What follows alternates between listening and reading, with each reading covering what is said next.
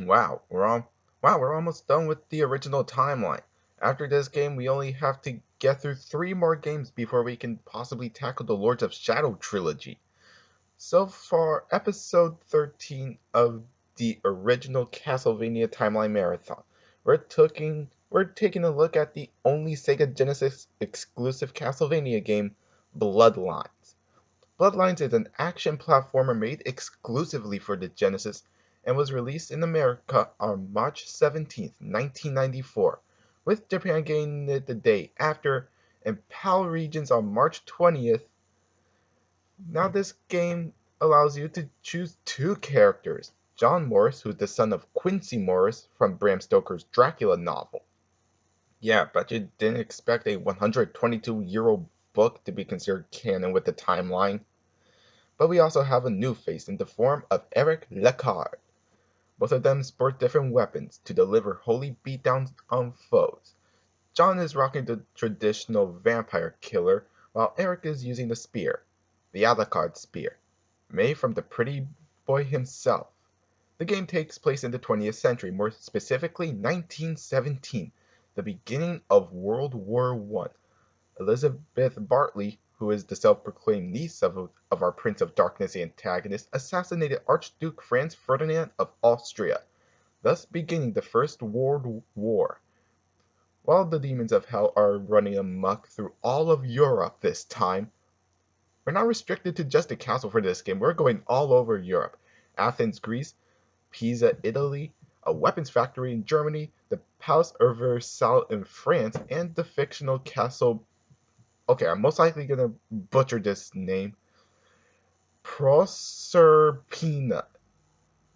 Proserpina in England. So, believe it or not, this was sort of the plot synopsis for Bloodlines. So, how does the gameplay hold up? The gameplay definitely differs from what character you choose. As I said, John uses the vampire killer whip and thus has the traditional set with Eric taking a page out of Super Mario Bros. 2 USA, who uses the spear to get up to higher areas. I went with John Morris mostly because, much like what some Call Me Johnny said in his review of the game, it's more easier to use the whip since I have been using it the most. But just like any Genesis game, if you get a game over, you're set all the way back to the beginning of the game. I'm sorry, what in the world? In all the other games we have unlimited continues, and sure we are sent back to the beginning of the level we died in, but that's how we develop new skills to combat the levels and bosses. This is just cruel. Thank God for passwords. So, as always, the game ends with you fighting Dracula, who takes on 3 forms. We have the traditional vampire, then he turns into a mage for his second form. Okay. And his final form has him go demon that has a mouth for a crotch. Might want to get that checked out someday. Anyway, you kill Dracula again, and then you beat in Bloodlines. So overall, does it sound like I enjoy Bloodlines?